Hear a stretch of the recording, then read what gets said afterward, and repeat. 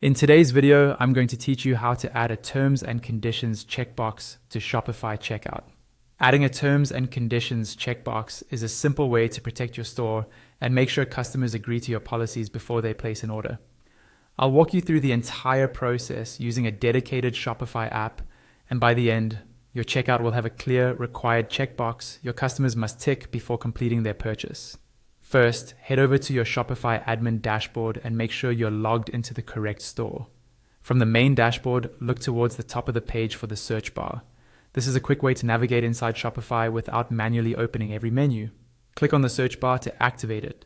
Next, type in apps and click on the apps option that appears. This takes you to the apps section of your Shopify admin, where you manage and discover apps for your store. On this page, look for the option labeled All Recommended Apps and click on it. This expands the list of suggestions and also gives you access to the full Shopify App Store. Now, click on the link or button that says something like Discover More in the Shopify App Store. This will open the App Store in a new tab or window where you can search for the specific app you need. In the App Store search bar, type RA Term and Condition Checkbox. This is the app we'll use to add the checkbox to your checkout. When the search results appear, locate the app with that name and click on it to open its details page. On the apps page, click the Install button. Shopify may show you a permission screen explaining what the app can access in your store.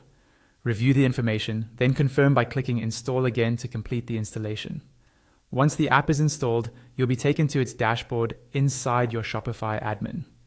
Here, you'll see options to customize the text, style, and placement of your terms and conditions checkbox. For now, focus on turning it on. Look for the main toggle or button that says Enable and click it. You can always come back later to adjust the appearance and wording once the app is properly embedded. After enabling the app, Shopify will usually open the theme editor with the app embed already selected. In the top right corner of the theme editor, click Save to apply the changes to your live theme. That's it.